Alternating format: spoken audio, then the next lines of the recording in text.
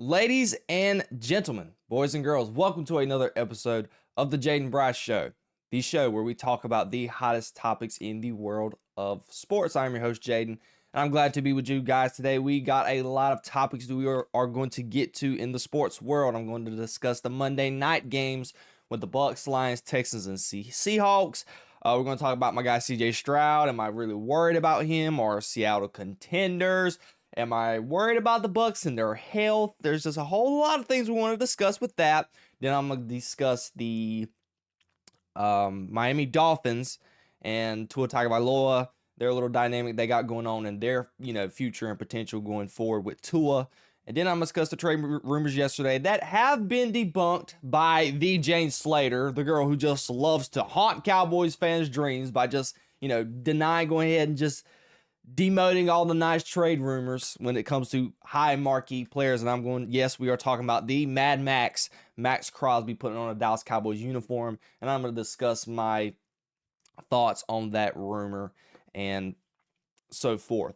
And then lastly, I watched some basketball last night, and I can say I thoroughly enjoyed myself, which is shocking to say, given how much I crap on the NBA product. Now, I had a couple of tweets that I had even made last night when it refers to the officiating, Luka Doncic, Shai Gilgeous-Alexander, and, so forth. But I'm going to discuss a little bit of NBA action from last night as well. But before we get into all that, let's finish some housekeeping. If you all are enjoying the podcast, do not hesitate to like the video and the podcast. Follow my podcast on Spotify and Apple Podcasts. And most importantly, share my channel to your friends and subscribe to the channel as well. Without further ado, ladies and gentlemen, and also I just want to thank you guys for your continued support on the live streams and the videos. My sports content has been doing very well, and it seems like I'm getting a lot of reception from my videos, and I'm just so grateful for that. Thank you for your continued support, and I hope you guys are ready for what the future can hold for this channel when we get some upgrades in the near future. But no more delaying the inevitable. Let's go ahead and talk about the sports action that has been going on the last couple of days. Now, granted, I wanted to shoot this show yesterday. I did. I didn't get the opportunity to because I had so much going on, and I wanted to go ahead and get to the action and things of that nature, etc., because I wanted to film yesterday and have a whole new show planned out for today. But as you guys may see and can tell, that ultimately was not the case. So now we're here. Well, let's go ahead and get into our first topic, shall we? The Tampa Bay Buccaneers going up against the Detroit Lions. I caught the latter half of this game towards the second quarter, but obviously, I didn't even need to watch the first quarter. Just going ahead and watching the second, third, and fourth quarter of this game gave me all I really needed, and the talking points that I wanted to talk about just from watching this game. And we're going to get to the Lions first because I center my conversation of this topic more around the Bucs because, the Bucs going into the season and so far in this season, they were 5-1. Everybody considered them the number one team in the NFL. And it seems like everything just in this one game just continued to just nosedive. Like everything about his team when it comes to roster, injuries, play style, Baker, everything. I'm going to give my interpretation of that, but let's go ahead and discuss some of the backstory first. How concerned should I be with the Bucs? There is a bad typo in this lower third. My lord, it is bad. I will fix that in post editing. But how concerned should I be with the Bucs? We'll get to the Bucs in a minute, but let me go ahead and talk about the Lions. The Lions defensively look really good. And it is something that very much shocked me because if you guys have been keeping up with my channel and keeping up with me talking about the Detroit Lions over the course of the season, my question mark has always been their defense. We know they have the offense. They have Sam Laporta, Jahmyr Gibbs, David Montgomery, the best 1-2, Sonic Knuckles duo in the NFL when it comes to the running back. They have the best at that, and you have great skill position players outside of them with Amon-Ra, St. Brown, J-Mo, and Sam Laporta. And you have a very good, maybe even great offensive line because the question mark going into the season, all the maneuvering around they had at the middle of their offensive line, they already had Panay Sewell and Is it Eric Decker or Cody Decker? One of the two over there at left tackle. But, they had a lot of stuff going on there in the middle, and, that was the question mark. And that seems to have dwindled away as that middle of the offensive line has been able to play well. But let's just go ahead defensively. What I saw on Monday night was phenomenal. I mean, they were able to get a pass rush. Defensive players were flying everywhere. And most importantly, they were the Detroit Lions, and culture-wise and defensively that Dan Campbell is wanting to establish in Detroit, with playing physical. On the defensive line, they were able to get a key character that tore his ACL last year in Lee McNeil. And we saw that on display in the game. They were able to get to Baker Mayfield. Baker Mayfield was under duress for the majority of this game. And it seems like every game, and I know we're going to discuss it later, Baker Mayfield is having to use his body a lot, and he is limping off the field almost after every game. And that's why we're going to discuss later about the health of the Tampa Bay Buccaneers. But part of this, though, can they do this consistently on the defensive side of the ball? Can they continue to force 4 and outs? Even though a lot of them were questionable. The Buccaneers got the tough call there on the 4th and 1 where Cade Otton had reached over on Anzalone's tackle. It looked like a first down, but his knee was down and the ball was like that short of getting the first down. Yeah. But credit to the Lions, they were able to get off the field and force turnovers. That is the recipe for success for the Lions. Now, my thing with the Lions, if they don't force those turnovers, can they force teams to punt? Granted, we're talking about a Buccaneers team that was depleted of their weapons. Mike Evans was in there, but I don't even think he even got to the second quarter. Emeka Egbuka was pretty much on one leg. I don't know how well that hamstring was. Chris Godwin was not out there. So Baker Mayfield's number one target was Cade Otton. And granted, Cade Otton is a all right player, but he's not, the whole duo and tandem that Baker Mayfield should have at his disposal in Emeka Egbuka 100%. Mike Evans, Chris Godwin, the list goes on and on. Sterling Shepard. But I got to give credit to what credit is due. The Lions played well defensively. We're not even, they're offensively, that's their strong suit. They have an offense that is going to be able to keep up with literally anybody in the NFC and even in the NFL. Dallas in their own division might be their own question mark, but truly, they got one of the best skill position players in the whole league. When we just talk about the players we talked about with Laporta, Amon-Ra, J-Mo, Jahmyr Gibbs. Jahmyr Gibbs, that man can run the football. I have to eat crow with him. I was very skeptical of the Lions when they had drafted Jahmyr Gibbs because we know the whole thing nowadays. It is so easy to find a running back in latter rounds of the NFL draft, specifically in the 5th, 6th, and 7th round. So taking Jahmyr Gibbs with your first overall pick when at the time, the Lions felt like they had a whole lot of team needs rather than getting a running back. But give credit to where credit is due.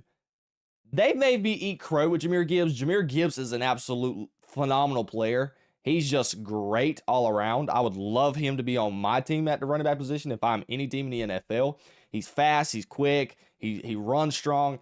Everything you want in a running back. And plus, the Lions are not having to wear him down because you're able to get David Montgomery in there and, offload some of the weight of him not having to be the bell cow back for the Lions. But my only thing with the Lions, though, is Jared Goff. Jared Goff is very streaky. He has become the definition of a streaky quarterback in this league.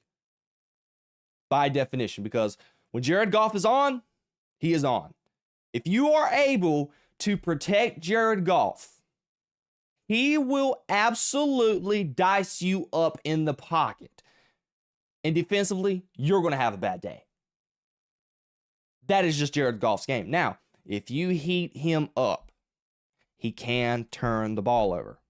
We saw that on display on Monday night.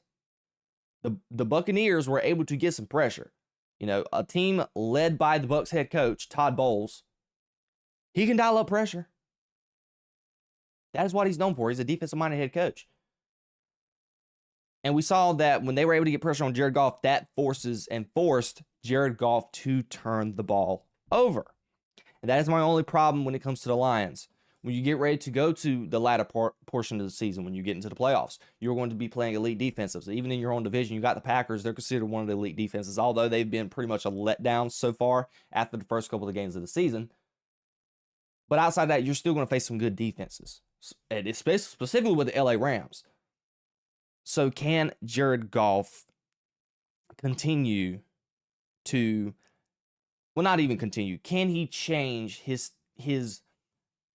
the stigma around him when he doesn't have a clean pocket? Can he change that around and still be an efficient quarterback? I don't think so. And I think that is the only thing that is going to keep the Buccaneers, going to keep the Lions from making it to the Super Bowl this year, because I just don't trust Jared Goff when the thick is thin, when you're in that tight game, when you're getting pressured. I don't know if Jared Goff is going to be good enough to be able to uplift you. Now, the style of play that the Lions is going to want to play, they're going to want to play a style of play where it's going to be a run-first centric, Jahmyr Gibbs, David Montgomery, and then we're going to pass on second and third down. But if you're not able to run the football, I don't know if, Jared Goff is going to be able to get this team over the hump. But now we've got to the Lions portion of it. Now let's get to the Buccaneers. How concerned am I with the Buccaneers? Excuse the typo on my graphic. I don't know why that is like that. I looked at it 5 times. I'm sitting like, I know I spelled this right. I'm very concerned about the Bucs. Mainly because of their health. They already lost a pass rusher on the edge. Lost him to a torn pec for the rest of the season. And offensively, you're going to have no Mike Evans till the rest of the year. He's got I think it was a broken collarbone.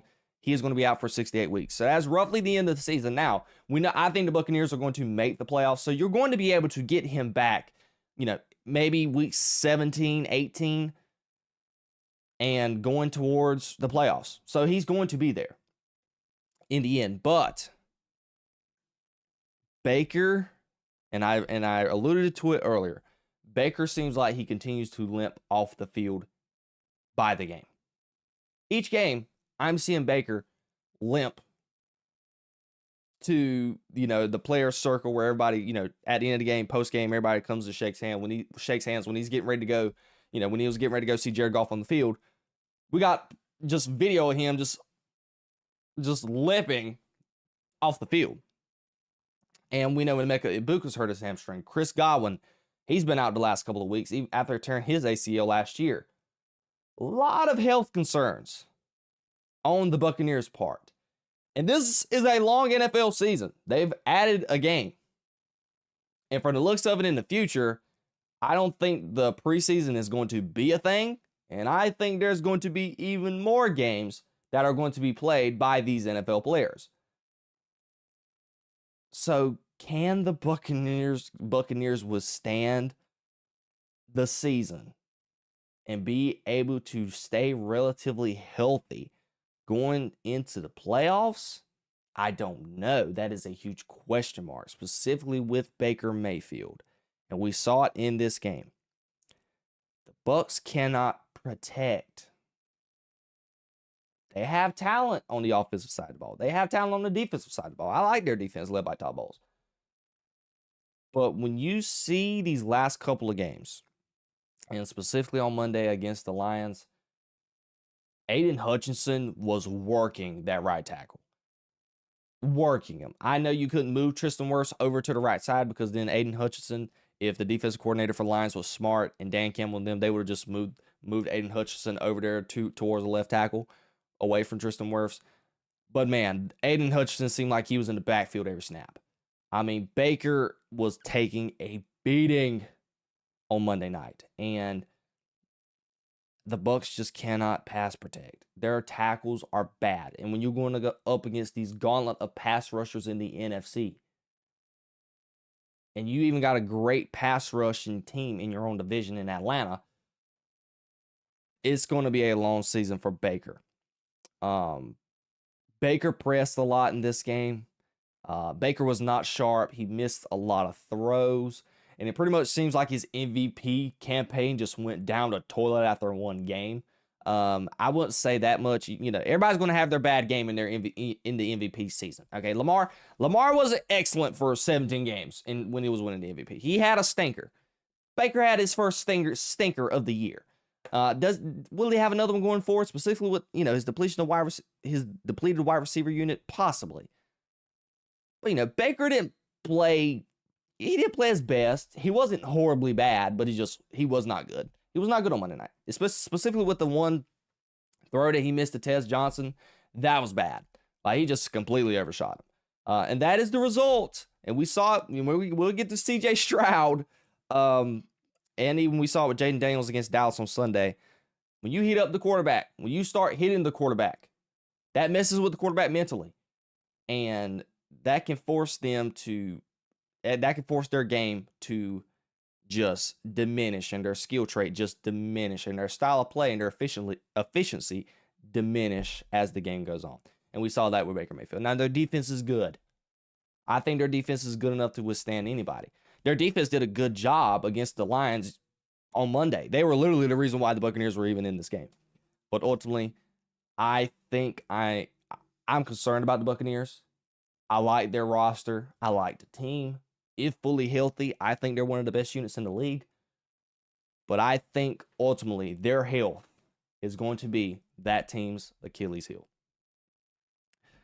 All right. My favorite game of Monday night was, and this is like one of my favorite teams to watch so far, specifically defensively. They are absolutely phenomenal. And yes, I'm talking about the Seattle Seahawks. The Seahawks are a team, and let me just go ahead and go on a little, a monologue here. I got to eat crow when it comes to the Seattle Seahawks. I have to eat crow when it comes to Sam Darnold. I really mocked the Seahawks front office and everybody for getting rid of DK Metcalf. Tyler Lockett left, and then you invest in all this into Sam Darnold. I was sitting here like, why would you give up DK Metcalf, Tyler Lockett, and everybody else and get rid of Geno Smith and get Sam Darnold? And I got to eat crow. I thought the Seahawks were not going to be that good. But man, was I wrong. Mike Macdonald, I think it's Mike Macdonald is their head coach.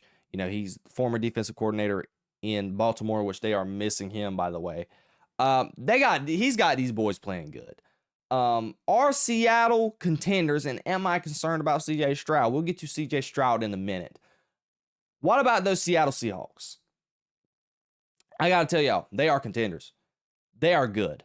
Just defensively. Seattle is an absolute unit defensively. That defense is phenomenal. C.J. Stroud, God bless him on Monday. It felt like they were in the backfield after every snap. My dad was over here sitting like, Jay, what's going on with you guys, C.J. Stroud? Because granted, I'm a C.J. Stroud apologist. Same with Justin Fields. I'm an Ohio State guy. I can be non-biased. I can be pretty biased when it comes to these two guys. And we'll get to C.J. Stroud in a minute, but I did not fault C.J. Stroud. I'll get to that in a minute. That's part of my next topic. But this Seattle, their defense, my guy Tank Lawrence over there, he's on that defensive line. I mean, they don't have like this dominant player like a Micah Parsons or a Maxx Crosby. They don't have that big name player on their defense. But they have guys. And that is what you want in a defense. They have guys. You don't need a 5-star, all-pro player on your defense. You don't need it. You just need just straight studs. They have studs in every single unit of that defense, from the D-line, linebacker, secondary. They have stars everywhere. They're deep when they are shopping. I think he made it to the Pro Bowl his first year in Tariq Woolen. He is a trade target going into the trade deadline on November 4th. If you're able to trade him away, you just know this defense has players. And something that I was wrong about as well, Jackson Smith and Jigba. Ohio State guy. I'm an Ohio State apologist. I never viewed Jackson Smith-Njigba as a number one receiver. Even when I watched him at Ohio State, I thought he could be like a great number two. Even, just like Devontae Smith, even though I don't think Devontae Smith can be a number one. Even though a lot of people say Devontae Smith can, I don't think he can, personally. But when I watch Jackson Smith-Njigba, he has emerged as a bona fide star. He literally reminds me of CeeDee Lamb. He is a guy where you can line him up anywhere. He can play outside. He can play inside. He's got great feet work. He is quick. I think he's a better long ball threat than CeeDee Lamb. But man, we got a star at the wide receiver position over there in Seattle. And that trade that they made for DK Metcalf was really justified. Because I never thought JSN would be where he's at and be doing what he's doing. So Seattle is great. Now, Darnold, he turned the ball. He turned the ball over on Monday. Same thing with what we was talking about with Goff. He had a stinker. He wasn't super tight on Monday when it comes to efficiency. He had the fumble in the end zone. He gave that up because that ended up being a touchdown. Gave them points, threw a couple of interceptions. I think he had multiple interceptions, if I'm not mistaken. I may be wrong. For some reason, I forgot to grab the iPad. I don't have stats here, and I'm not about to look it up on my computer because that's not really the main focus of my talking points for today's show. But he was turning the ball over. Now, we saw how Sam Darnold looked in his playoff stint last year.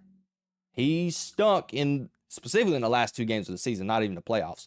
The week 18 game they had with who was Minnesota playing? It was the Lions. He looked absolutely abysmal. And in that playoff game, he looked absolutely abysmal. So Sam Darnold, I know you've overcame your Jets days and Carolina Panthers days.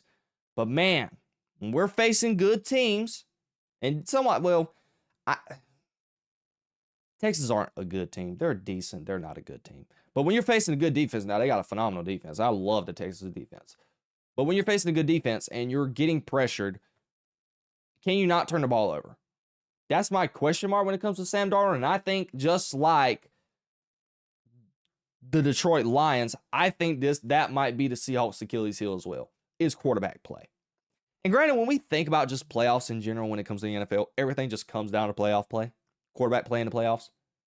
If your quarterback just does not show up in the playoffs, you just don't have a shot. And I think that might be the reason why I think Seattle can be contenders. But my main question mark with them is the quarterback. I think that defense is up there with the Broncos as a top 2, top 3 defense. Maybe even 1.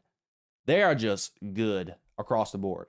I honestly think they might have the better unit because I like Seattle's linebacking core more than I like the Broncos. But man, the Seahawks are good. And they are contenders. And they are going to be competing in the NFC, in that division. And they're going to be competing for a Super Bowl, without a shadow of a doubt. But now let's move on to my man of the hour and my main focal point of today's topic. My man, CJ Stroud. Am I concerned about Stroud?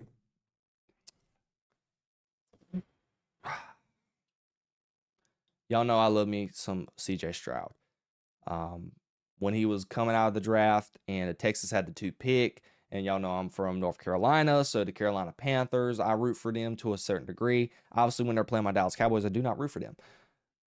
But at the time when they were having a thing with Bryce Young and CJ Stroud, I was literally on the side of you have to draft CJ Stroud. If y'all want to go back, pull the tape with the game in the national championship against Georgia, CJ Stroud balled against the best defense in the country. That's all you needed to see in knowing that CJ Stroud has the intangibles to win games. Credit to Bryce Young. Bryce Young's played some good football as well. He's a national champion. But I thought CJ Stroud was overall the better talent. And CJ Stroud, in his rookie year, put that in display, and he had one of the most historic rookie seasons in the history of the NFL. Now, Jayden Daniels might have topped that because he took his team to the NFC Championship game in his rookie year. But at that time in 2023, CJ Stroud had the best rookie season in the history of the NFL at the quarterback position. It was literally unprecedented. He was phenomenal. Last year, they pretty much went all in. You got Joe Mixon, you got Stephon Diggs, and Diggs gets hurt middle of the season, tears his ACL. Joe Mixon, he hasn't even been healthy this year. So your unit has been depleted around CJ Stroud. Specifically this year, not more last year. Last year was a little let down. He declined his play just a little bit, but this year, it's not been good. It has not been good. I don't blame it solely on him, because I think they have one of the worst O-lines in the league. They just do. And I saw somebody, Marcus Mosher from the Dallas Cowboys, he was like, D'Amico Ryans' job should be on the line. I don't think so. I think D'Amico Ryans is a good coach. I think he's good at game management. He is, conducting a very phenomenal defense. I think it's a top 5 unit in the Texans over there in Houston. But, man, they just don't have an O-line. You got rid of Laramie Tunsil. He was your best offensive lineman you had. You traded him away this offseason to the Commanders. That made no sense. It made your offensive line worse, and we saw it on display Monday night. CJ Stroud took a beating. I mean, CJ Stroud was getting hit after every single drop back. I don't have the stats on me, but I would have loved to have seen the statistics for the quarterback hits in this game for the Seattle Seahawks. And CJ Stroud was off. He was misfiring the ball, throwing interceptions. He should have probably had more interceptions than what he had. It's been pretty bad for CJ. I don't want to blame it solely on him. I just want to blame it. You got to have offensive line. If you cannot protect the quarterback, you're not going to be good. No shade of Jalen Hurts. I think Jalen Hurts would not be nowhere near as good as he was if he didn't have that phenomenal O-line he has. Because Jalen Hurts has the ability to do anything in that pocket. He can make a sandwich, call his fiance, watch some film. He can do everything in that pocket. CJ Stroud, that Seattle defense was back there in that backfield in 1.5 seconds. It was just absolutely crazy. And the offense doesn't seem to have an identity since they got rid of Bobby Slowick, their OC in CJ Stroud's first year. I never understood why last year they got rid of him mid-season. It made absolutely no sense to me. It was one of the most surprising moves last year when it comes to coaching changes. And it seems like that offense just doesn't have an identity. They can't run the football. And they're forcing CJ Stroud to just pretty much, hey, just save us. Go out there and throw some dimes. They have an injured roster. Nico Collins got hurt on Monday. They're without Joe Mixon till God knows when. I have Joe Mixon on fantasy because I thought he was going to be rated by week 4, week 5. They still do not know when he's going to be implemented into the roster. Tank Dell, he shattered his leg twice already. It's just have an injured roster. Now defensively, again, they can keep up with anybody, but I think the situation around him will get better. I have faith in CJ Stroud in the long run. I think they're going to lay a stinker this year. I don't think they're going to win. They're not making the playoffs. They are flirting with possibly being below 500. They can win some games. Their schedule's, it's not the worst, but it's not the best. It's kind of meh. But I believe in the coach. I believe in D'Amico Ryans. I believe in the culture that he has set. They went to the playoffs their first year, and they got a playoff win. And they had to go up against the Ravens in the second round. At that time, they were considered like the best team in the league. And, last year, latest stinker, injuries. And this year, it's more injuries. I mean, they just cannot stay healthy. Defensively, they're amazing. I think D'Amico Ryans is a good coach. And I think in the long run, when everybody gets healthy, when they can make some more moves, draft some players on the offensive side of the ball, when it's specifically for the offensive line, maybe even get some offensive linemen in the offseason, I think CJ Stroud will turn it around. There's no way you can tell me that CJ Stroud had as good of a year as he had in his first rookie year, and he just forgets all the talent and intangibles that he has at the quarterback position. I just don't believe that. We've seen it on display. CJ Stroud can do it again. He's just got to find his confidence again. And I think he will find it in the near future.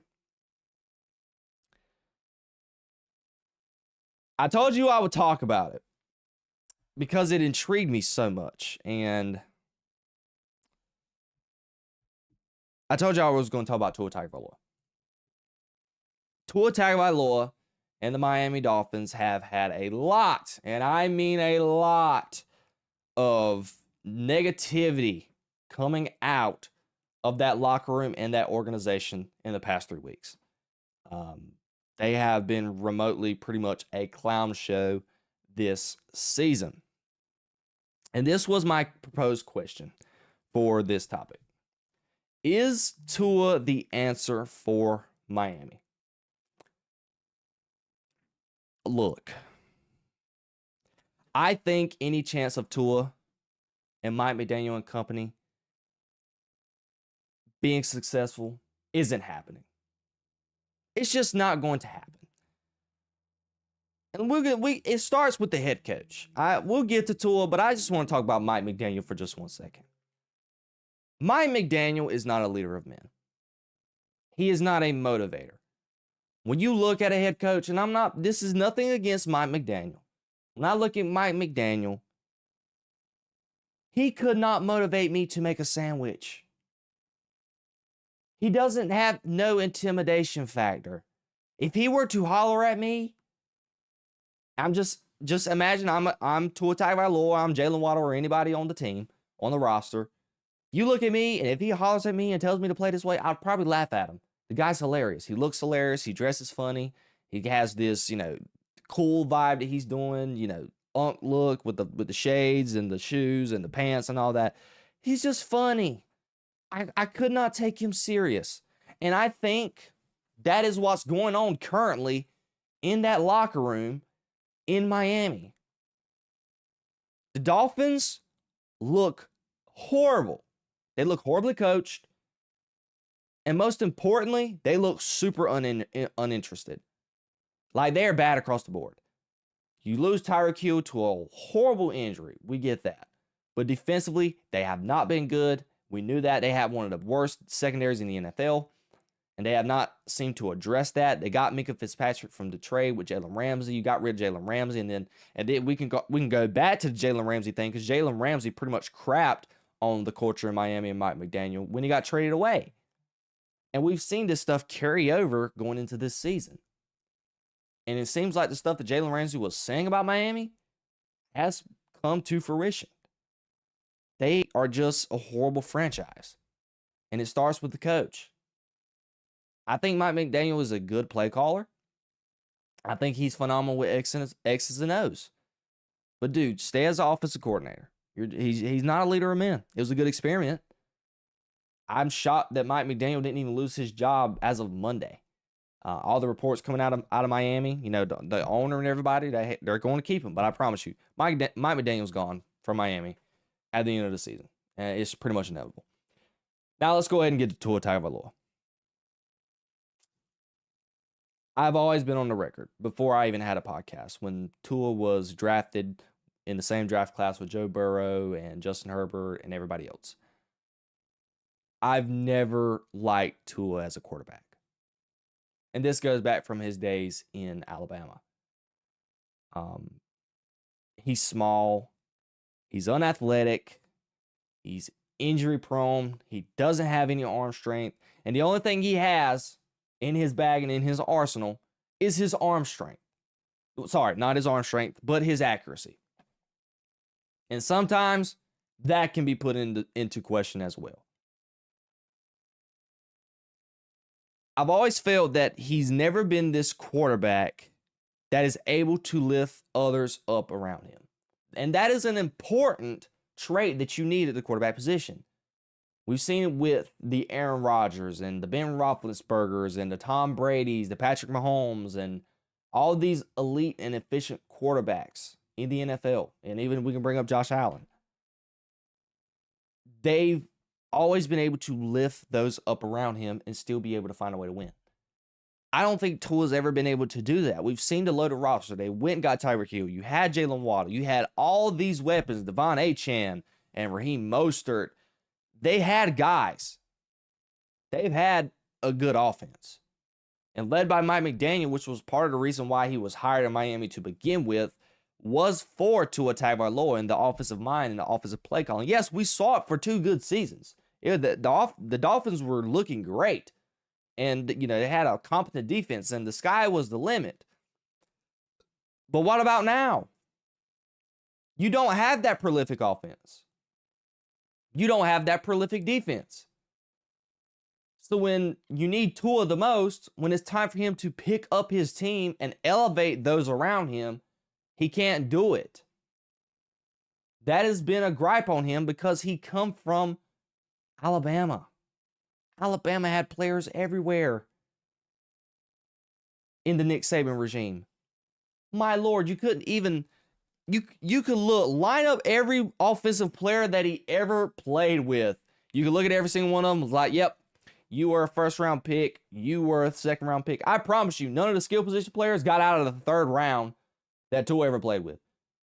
And even going into his first couple years in Miami, when they did trade for Tyreek Hill, he's had good skill position players in his first 4 years of his career, offensively. And now, when the thick's getting thin in this season, he's not been able to elevate those around him.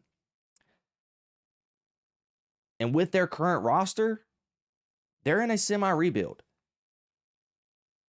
And you're paying a quarterback top money for a semi-rebuild. Tua Tagovailoa is getting paid $53.1 million. He is up there with the Jordan Loves, with the Dak Prescotts, with the Josh Allens, all those guys. Tua Tagovailoa is not remotely close to being as good as those fellas. And I thought it was a bad idea of paying Tua that money because of his injury history. Tua Tagovailoa is literally one hit away from being done in the NFL. We remember all that stuff that went on last year with Tua. After he just took that last hit that he took, we were all saying like, dude, is Tua going to give up football? Tua's family, if I remember correctly, was telling him, hey, we might want you to give up football. But Tua said no, he wants to play football. So I think, as presently constructed, I think Mike McDaniel was cooked in Miami, and I think ultimately Tua is going to be cooked in Miami. It's going to be hard to move off of Tua because of all the financial investment that you have put in him. But Tua Tagovailoa is not the answer for your semi-rebuild. If you had a quarterback like Josh Allen and Dak Prescott or anybody like that, you could go through a semi-rebuild. But the Cowboys are going through a semi-rebuild right now, specifically on the defensive side of the ball, and they are still able to somewhat look relevant offensively. The Dolphins have looked bad. Them interceptions that Tua threw against the Cleveland Browns on Sunday was bad. Like, they were just horrific. And it's just an indictment on Tua Tagovailoa just not being good. I've never liked Tua. At the time when Justin Herbert was drafted, when he was drafted before Justin Herbert, I thought Justin Herbert was the better prospect. And it turns out that Justin Herbert has been the best prospect. Overall, what the Miami Dolphins have over there is not a recipe for success.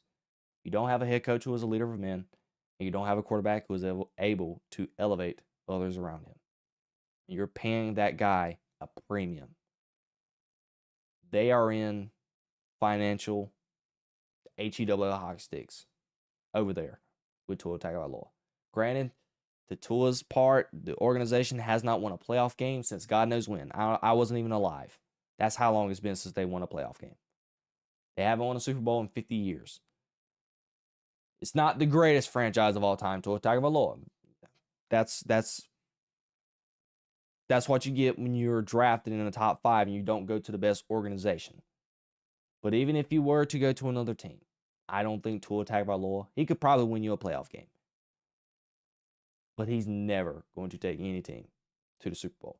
And I think his time in Miami might be coming up, being done soon. The Cowboys made a lot of headlines yesterday. And it was pretty fun. Trey Wingo, former employee for ESPN. He's doing his own thing now, pretty much.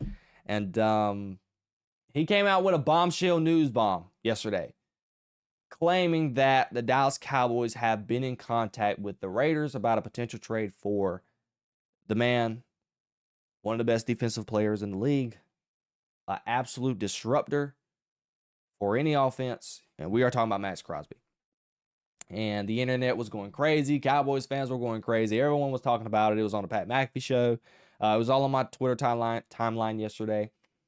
And As of last night, Jane Slater, of course, had to pour salt on the wound. She had to. She likes to use this meme, just throw water on the idea. She heard, courtesy of him and her and Tom Pelissero, that the Raiders told Maxx Crosby yesterday, as of last night, that they are not going to be trading him. Now, I just wanted to go ahead and talk about it. This is part of the reason why I wanted to get this podcast done yesterday. But we're going to talk about it now. Because I just want to give my thoughts of the whole idea of Maxx Crosby putting on a Dallas Cowboy uniform. That's what I'm here for. Was this a smart trade for Dallas? If it were to be done, hypothetically, would Maxx Crosby putting on a Dallas Cowboy uniform an efficient and smart trade for the future and the betterment of the Dallas Cowboys? If there was a trade to make, it was this one. My exact trade compensation for Maxx Crosby, I would have offered a first-round pick. It could have been one that you're on, or it could have been one of the Packers. I would have done that. I would have gave him an offensive lineman, maybe like a Brock Hoffman, a TJ Bass, Terrence Steele, one of your elite offensive linemen that you have with that elite offensive line room that you have, because they are very deep at offensive line. That is definitely a need that the Raiders have. Could have gave them that, and maybe another draft pick, maybe like a late round pick, like a third, fourth. I would have been down with that trade. I know a lot of people in chat sport in Texas, they were throwing around the idea of like 2 first-round picks and a player, or like a 4th-round pick. I thought 2 first-round picks for me would have been a little steep. I think Maxx Crosby is good. You were going to base this trade off of the Micah Parsons compensation. So the Micah Parsons trade was 2 first-round picks and a player. I don't think Maxx Crosby in the Cowboys case would be worth 2 first-round picks. Now, to somebody else, absolutely, but not for the Dallas Cowboys. When it comes to Maxx Crosby, you would get the best of both worlds. He would be cheaper than Micah Parsons, and he's young, and he's a better fit. Because as currently constructed, we know the Dallas Cowboys currently aren't able to stop the run. And what could Maxx Crosby provide? He would be able to provide the Dallas Cowboys with the opportunity to be able to stop the run. And that is something that they are currently missing in their current scheme and construct of the roster. If they would have made this move, they would have been instant Super Bowl contenders. Some may argue, you just traded away your transcendent player, Micah Parsons. Why would you make this trade? Because it's a better fit. Now, if you ask me, in the Packers case, it's a no-brainer to trade for Micah Parsons, because Micah Parsons is a better fit for Green Bay. They are missing that prolific pass rusher. So Micah Parsons literally doesn't have to worry about playing a run. You just line him up, go get the passer. That is not the case in Dallas. Dallas does not have guys on their front that is able to stop the run. I don't even think Dallas has anybody that does anything well on their defensive line right now. Maybe Kenny Clark is their best overall, both run and pass stopper on their defensive line. Davin Ezraku he's playing relatively better and making a case. He's getting better as the weeks go by. But Crosby would have been a better fit for Dallas because he's able to provide the pressure to get to the quarterback, and he can stop the run. And it would have been a match made in heaven, because the Dallas Cowboys are literally a pass rusher away, I think, from making noise in the NFC and contending for a Super Bowl. And if you would have made this move with the right compensation, it would have been a great move for this season, and it would have been a great move moving forward, because you still have an extra first-round pick the year after and all those other picks. And you're able to still build that defense when you still got DeMarion Overshawn coming back. You got Siobhan Revel. It would have been a smart move. So you would have got the better just option. And you got the cap space to sign George Pickens. You're going to have the cap space to be able to take on Maxx Crosby's contract. So if hypothetically they were able to do it, it was just an absolute no. It would have been a great move. I understand why the Raiders wouldn't make this trade. He's your best player, and he's a piece that you're going to want to keep for a new regime. We know Pete Carroll is his first year so far. The Las Vegas Raiders are not having a good season by any stretch of the imagination. And when you're looking to a future rebuild, because that's what is going to happen up there in Las Vegas. They are going to have some sort of rebuild. And when you want to have that rebuild, you're going to want a key piece. And on both sides of the ball, you have Brock Bowers and Ashton Jeanty as your pieces on offense. And on defense, Maxx Crosby is like your only really good player you have. So by trading him away, you're just putting yourself more behind the 8 ball. So I understand why the Las Vegas Raiders are not even remotely considering trading away Maxx Crosby. Now, with the right price, I think they'll trade him. I think if any team, not the Dallas Cowboys, if any team were to come up and say, hey, we'll give you 2 first-round picks and an offensive lineman for Maxx Crosby, I really do think that the Raiders would probably take that in a heartbeat. That price is a little too steep for the Cowboys, but I think in somebody else's case, with the report coming out that says the Raiders are not shopping him, I really think if the price was right, the Las Vegas Raiders would shop Maxx Crosby. It sucks that potentially Dallas won't be able to get Maxx Crosby because of just the idea where the offense is at. And we know how prolific the offense is. They are literally, the Cowboys are one piece away. One piece away, and I think it's a pass rusher from really making noise this year. I'm not saying they're going to the Super Bowl.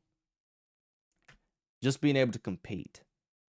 Because in the NFL, you just always want the chance. And if you were to make a move by getting a pass rusher like Maxx Crosby of his caliber, you're giving your team a chance to be able to compete. Because even though we may think they may not win a Super Bowl, it's always about you have a chance. And they have a shot. Dak Prescott has a shot. We're giving the man $60 million. We want to see him compete and contend for a Super Bowl. So making this move, it would have done that. And it sucks that the Cowboys could not get their hands on Maxx Crosby. And I have no doubt in my mind that Maxx Crosby is not going to be a Dallas Cowboy. Unless if Jerry Jones throws him a sweet deal, which would blow our minds. But it would be really stupid for Jerry Jones to trade away your best player and Micah Parsons for 2 first-round picks, and you turn around and use those picks to get a player who is not as good as Micah Parsons all around. But I digress. Now, we're not going to end the show just yet. I know you're probably shocked. What else are we going to talk about? Wasn't in your thumbnail. I want to talk a little bit of basketball. Yes, I'm going to talk about a little bit of basketball. Now, this was last minute. I don't have any notes, so this is just going to be off the fly. I'm just going to sit back, relax, and literally just talk about some basketball. I was intrigued to watch the NBA last night. Opener, KD on the Rockets, banner night for the Oklahoma City Thunder. And I definitely was wanting to watch the Golden State Warriors. If you did not know, Steph Curry is my favorite player. I even covered the Warriors games going into the playoffs last year. I know you guys probably saw that on my channel. And so I was really, really intrigued to watch my Warriors last night go up against the Lakers. Luka Doncic. I mean, it was a good night of basketball. Good matchups. And I want you to just go ahead and talk about my Warriors. I'll give a little, my thoughts on the Thunder. The Warriors are good. Now, I looked at the power rankings. Everybody's got them roughly ranked like 9th. Going into the season in the power rankings is like the 9th best team in the league. That seems fairly fair. Now, I can say, I loved what I saw from the Warriors last night. Jonathan Kuminga, he is literally kind of like the main piece for the Golden State Warriors and their success. Because if we do not know, as currently constructed, the Golden State Warriors are probably the oldest rosters in the league.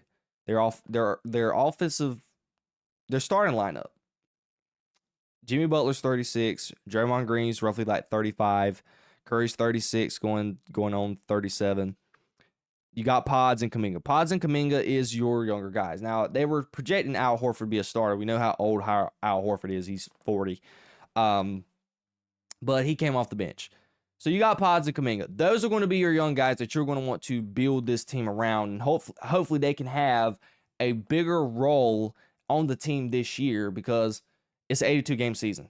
We know Steph Curry got hurt in the playoffs last year. Jimmy was hurt last year.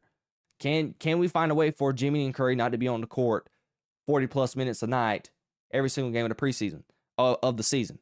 Can we get the minutes down to roughly 30, maybe even 20, 26, 27? Last night, Curry played 32 minutes. Jimmy played 35. Draymond Green played 28. Can we get Curry and Butler down to Draymond Green minutes? Can we get it down to 28? That's the goal. And Jonathan Kuminga and Pods is going to be the main factors contributing to that. Now, I think the Warriors can be huge buyers at the trade deadline and getting them a piece. A guy that I really liked, and I watched him at Florida, this Will Richard kid, he looks like he could be a stud. He actually made a lot of plays last night. He even shot and made a three. He played phenomenal defense. He was flashing on my screen last night. So I'm actually pretty excited for him and seeing his future role on the Warriors. And I think the Warriors can contend for a title. They just got to stay healthy.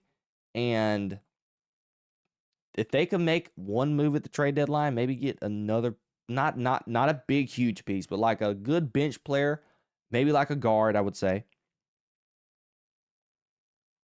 they can really make some moves. Now, another question with them. They're thin. They're not tall. They're a small roster. They don't have any tall players. And when you look at the Rockets, they're the tallest team in the league, and they're in your own conference. Even the Lakers were pretty big last night. So that might be another factor hindering them getting to a title. But they played small ball last year, and they were able to be pretty efficient at it. And when they ran into Anthony Edwards and the Minnesota Timberwolves. And that's what killed them. You had Rudy Gobert and Naz Reid you had to go up against. And that was their Achilles heel. So if they can make a trade, maybe even get another big, I think that could be a recipe for success for the Warriors. Now the Lakers, look, I understood the Luka trade last year because you're wanting to trade away Anthony Davis. You don't see Anthony Davis as a piece that you could potentially see building around once LeBron leaves. Luka is definitely a player that you're going to be able to build around. But this roster, man, I don't love this roster. I don't think the roster is very good. You have Rui Hachimura. He's okay. He's a nice role player. Ayton was a pretty good pickup. He's a good big, but he just doesn't play up to his size. Gabe Vincent, he's one of those Heat players. He fits the Heat's culture. You know, the Heat's always had these guys who are just good role players who just contribute in big moments. I don't see him being able to do that under the Lakers. Then you have Austin Reeves. Austin Reeves is streaky. He's on and he's off. LeBron didn't play last night, but when we think about the bench, you got Marcus Smart and Jared Vanderbilt. Marcus Smart, he's okay. The Boston Celtics traded him away and were able to win a title without him. That lets you know about how good of a player Marcus Smart is. Jared Vanderbilt, I don't love him. He can't shoot. He's a one-trick pony. I just don't love this roster. I don't see them as contenders. I think the Warriors are a better team than them. Now, if LeBron's healthy, they have a shot. But when you just look around your own conference, OKC, the Rockets, I think the Spurs might be pretty good with Wemby, maybe. What about the Mavericks? Cooper Flagg? My guy Cooper Flagg? You know, they might be able to make some noise. I just don't think this Lakers roster is that good. And the GM, I can't think of his name, for Rob Pelinka. Rob Pelinka is going to have to make some moves. This roster as presently constructed is not good. I'm shocked LeBron even stayed because we know all the reports that came out that LeBron wasn't going to stay with the Lakers if they didn't make any roster improvements. They went out and got Marcus Smart. Dog Connect, he's just not worked out for some reason. He was good starting out in his career with the Lakers, but he's just not been able to find his stride. He didn't even get any minutes. JJ Redick's a pretty good coach. I like what I've seen from JJ Redick. And that's what I think about the Warriors and the Lakers. And, I'm trying to expand my just sports. I'm trying to get into talking some NBA because y'all know when football season ends, it's going to be hard for me to talk some football. I'll find some components here or there, but NBA besides NFL. Okay, my OBS actually just had to disconnect and reconnect, so I think we're back and we're good and we're hot and we're popping. So now let's talk about OKC and the Rockets. Now, I want to bring up something that Grant Hill or whoever was on the broadcast for that game brought up. They brought up the thing about Kevin Durant, Russell Westbrook, and James Harden getting their jersey retired here in Oklahoma City. I'm gonna talk about that in another video because that's a pretty interesting topic, and I want to have a whole, I want to write a script about it and have it prepared, and I want to have a good argument when I talk about that. So I'll save that for another day. Y'all know I did not love watching the Thunder last year. I thought they were boring. I don't like watching Shea play basketball. He doesn't excite me like anybody else. He's not an Anthony. Anthony Edwards is like my favorite player to watch youth-wise because after Steph Curry leaves, I got to find somebody to cheer for. I might cheer for like a Jason Tatum because he's a Duke guy, and I'm a Duke fan.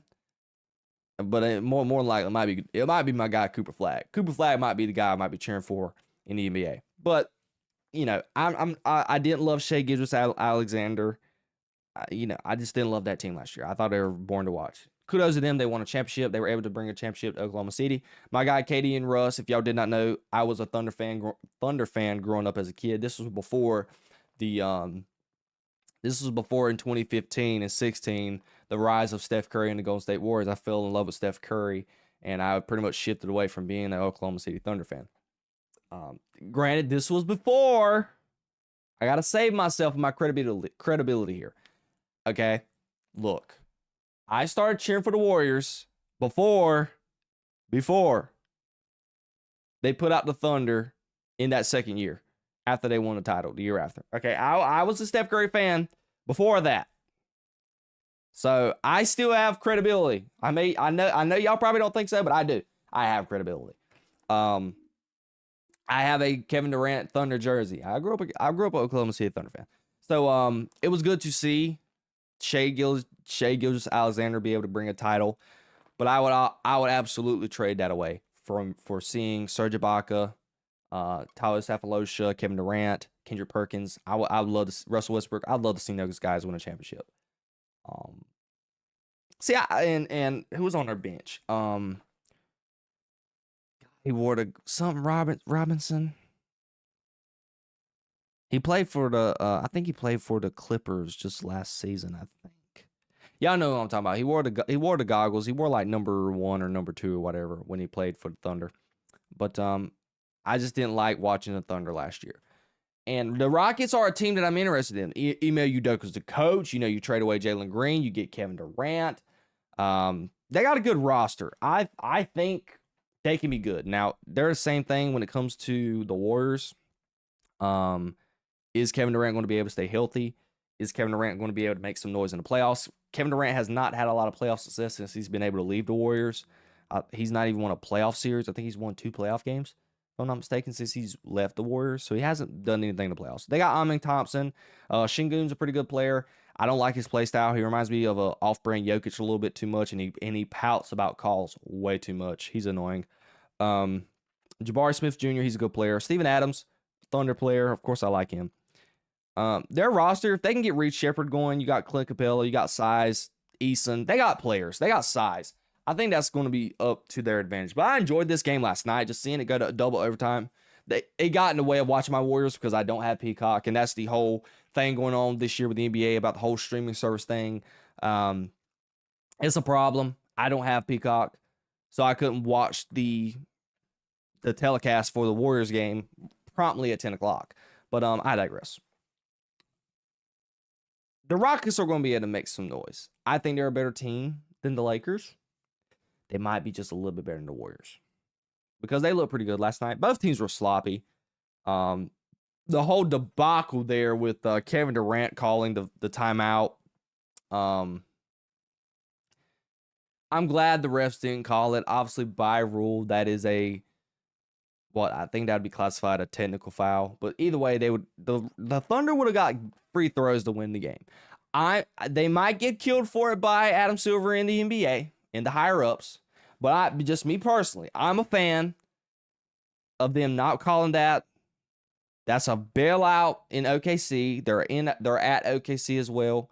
You know, the crowd going against them and everything else. I'm glad they were able to muster up strength by not calling that bailout technical, no timeout call.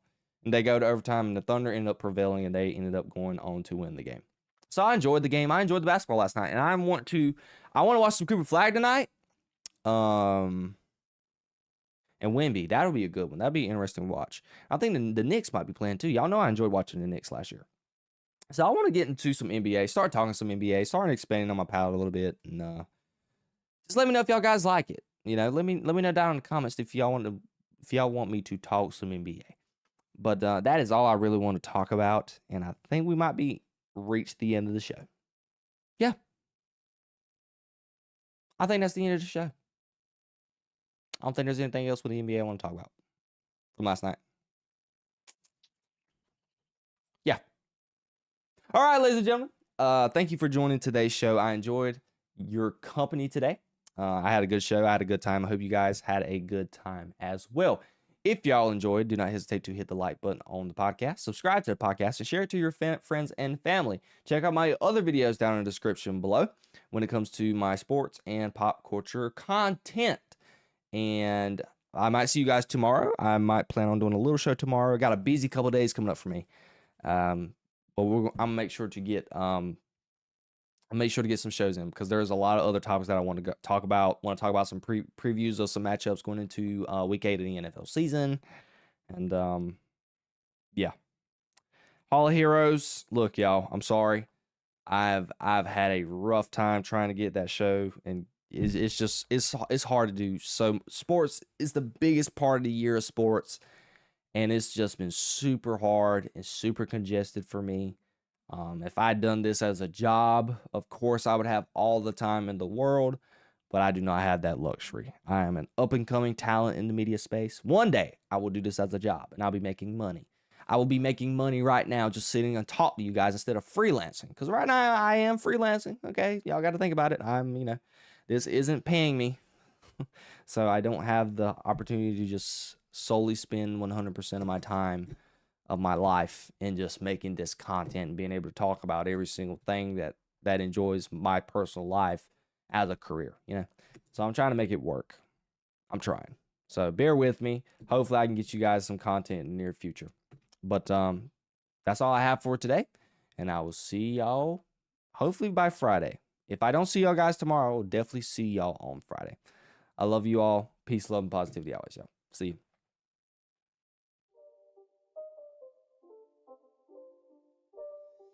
It's not a game.